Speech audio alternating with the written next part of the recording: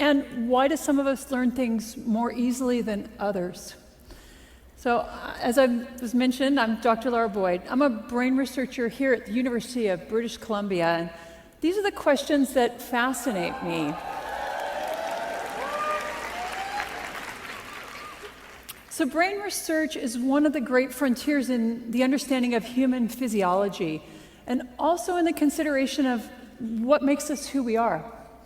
It's an amazing time to be a brain researcher, and I would argue to you that I have the most interesting job in the world. What we know about the brain is changing at a breathtaking pace. And much of what we thought we knew and understood about the brain turns out to be not true or incomplete. Now, some of these misconceptions are more obvious than others. For example, we used to think that after childhood, the brain really could not change. And it turns out that nothing could be farther from the truth. Another misconception about the brain is that you only use parts of it at any given time, and it's silent when you do nothing. Well, this is also untrue. It turns out that even when you're at rest and thinking of nothing, your brain is highly active. So it's been advances in technology, such as MRI, has allowed us to make these and many other important discoveries. And perhaps the most exciting, the most interesting and transformative of these discoveries is that every time you learn a new fact or skill, you change your brain. It's something we call neuroplasticity. So as little as 25 years ago, we thought that after about puberty, the only changes that took place in the brain were negative. The loss of brain cells with aging, the result of damage, like a stroke. And then studies began to show remarkable amounts of reorganization in the adult brain. And the ensuing research has shown us that all of our behaviors change our brain, that these changes are not limited by age. It's good news, right? And in fact, they're taking place all the time. And very importantly, brain reorganization helps to support recovery after you damage your brain. The key to each of these changes is neuroplasticity. So what does it look like? So your brain can change in three very basic ways to support learning. And the first is chemical. So your brain actually functions by transferring chemical signals between brain cells, what we call neurons, and these trigger a series of actions and reactions. So to support learning, your brain can increase the amount or the concentrations of these chemical signaling that's taking place between neurons. Now, because this kind of change can happen very rapidly, this supports short-term memory, or the short-term improvement in the performance of a motor skill. The second way that the brain can change to support learning is by altering its structure.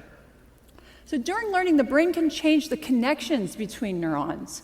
Now here, the physical structure of the brain is actually changing, so this takes a bit more time. These types of changes are related to long-term memory, the long-term improvement in a motor skill. Now, these processes, they interact, and let me give you an example of how. So we've all tried to learn a new motor skill, maybe playing the piano, maybe learning to juggle. And you've had the experience of getting better and better within a single session of practice and thinking, I've got it. And then maybe you've returned the next day and all those improvements from the day before, they're lost. What happened? Well, in the short term, your brain was able to increase the chemical signaling between your neurons. But for some reason, those changes did not induce the structural change that are necessary to support long-term memory. Remember that long-term memories take time, and what you see in the short term does not reflect learning. It's these physical changes that are now going to support long-term memories and chemical changes that support short-term memories. Structural changes also can lead to integrated networks of brain regions that function together to support learning. And they can also lead to certain brain regions that are important for very specific behaviors to change their structure or to enlarge. And so here's some examples of that. So people who read Braille, they have larger hand sensory areas in their brain than those of us who don't. Your dominant hand motor region, which is on the left side of your brain, if you're right-handed, is larger than the other side.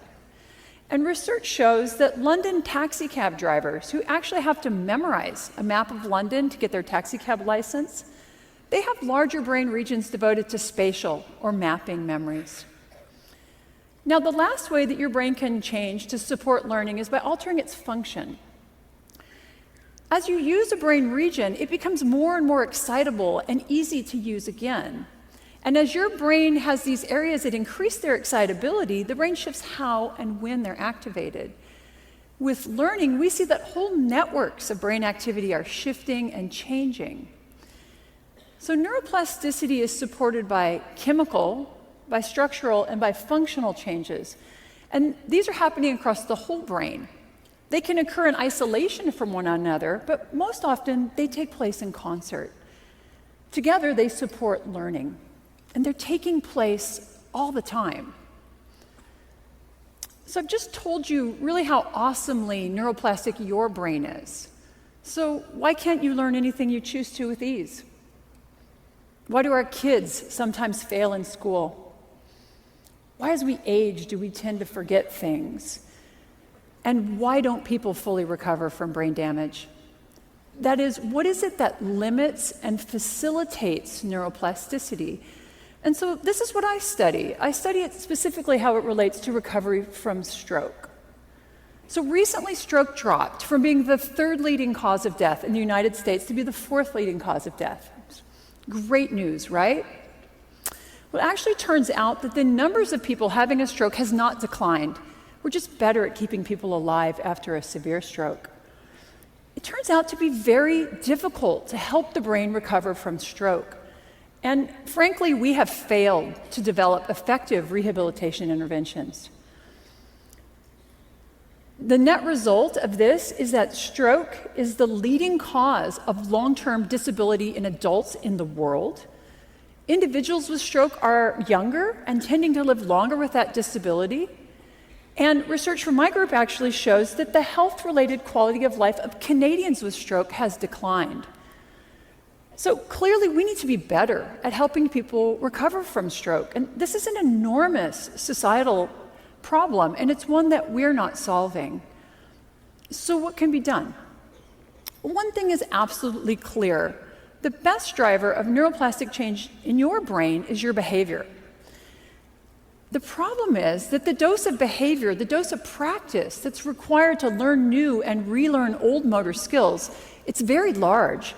And how to effectively deliver these large doses of practice is a very difficult problem. It's also a very expensive problem. So the approach that my research has taken is to develop therapies that prime or that prepare the brain to learn. And these have included brain stimulation, exercise, and robotics. But through my research, I've realized that a major limitation to the development of therapies that speed recovery from stroke is that patterns of neuroplasticity are highly variable from person to person. Now, as a researcher, variability used to drive me crazy. It makes it very difficult to use statistics to test your data and your ideas. And because of this, medical intervention studies are specifically designed to minimize variability.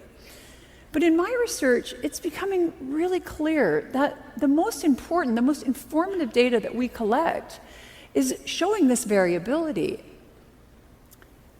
So by studying the brain after stroke, we've learned a lot, and I think these lessons are very valuable in other areas. So the first lesson is that the primary driver of change in your brain is your behavior. So there's no neuroplasticity drug you can take. Nothing is more effective than practice at helping you learn, and the bottom line is you have to do the work. And in fact, my research has shown that increased difficulty, increased struggle, if you will, during practice actually leads to both more learning and greater structural change in the brain. The problem here is that neuroplasticity can work both ways. It can be positive. You learn something new and you refined a motor skill. It also can be negative, though. You forgot something you once knew. You become addicted to drugs. Maybe you have chronic pain. So your brain is tremendously plastic, and it's being shaped both structurally and functionally by everything you do, but also by everything that you don't do. The second lesson we've learned about the brain is that there is no one-size-fits-all approach to learning. So there's no recipe for learning. Consider the popular belief that it takes 10,000 hours of practice to learn and to master a new motor skill. Now, I can assure you it is not quite that simple. For some of us, it's going to take a lot more practice, and for others, it may take far less. So the shaping of our plastic brains it's far too unique for there to be any single intervention that's going to work for all of us. And now this realization have forced us to consider something called personalized medicine. So this is the idea that to optimize outcomes, each individual requires their own intervention. And the idea actually comes from cancer treatments. And here it turns out that genetics are very important in matching certain types of chemotherapy with specific forms of cancer. My research is showing that this also applies to recovery from stroke. So there are certain characteristics of brain structure and function that we call biomarkers. And these biomarkers are proving to be very helpful in helping us to match specific therapies with individual patients. And the data from my lab suggests it's a combination of biomarkers that best predicts neuroplastic change and patterns of recovery after stroke. And that's not surprising given how complicated the human brain is. But I also think we can consider this concept much more broadly. Given the unique structure and function of each of our brains, what we've learned about neuroplasticity after stroke applies to everyone. Behaviors that you employ in your everyday life are important. Each of them is changing your brain. And I believe we have to consider not just personalized medicine, but personalized learning. The uniqueness of your brain will affect you, both as a learner and also as a teacher. And now this idea helps us to understand why some children can thrive in traditional education settings and others don't. Why some of us can learn languages easily, and yet others can pick up any sport and excel. So when you leave this room today, your brain will not be the same as when you entered this morning. And I think that's pretty amazing. But each of you is going to have changed your brain differently. Understanding these differences, these individual patterns, this variability and change, it's going to enable the next great advance in neuroscience. It's going to allow us to develop new and more effective interventions and allow for matches between learners and teachers and patients and interventions. And this does not just apply to recovery from stroke. It applies to each of us as a parent, as a teacher, as a manager, and also, because you're at TEDx today, a lifelong learner. Study how and what you learn best. Repeat those behaviors that are healthy for your brain and break those behaviors and habits that are not. Practice. Learning is about doing the work that your brain requires. So the best strategies are going to vary between individuals. You know what? They're even going to vary within individuals. So for you, learning music may come very easily, but learning to snowboard, much harder. I hope that you leave today with a new appreciation of how magnificent your brain is. You and your plastic brain are constantly being shaped by the world around you. Understand that everything you do, everything you encounter, and everything you experience is changing your brain. And that can be for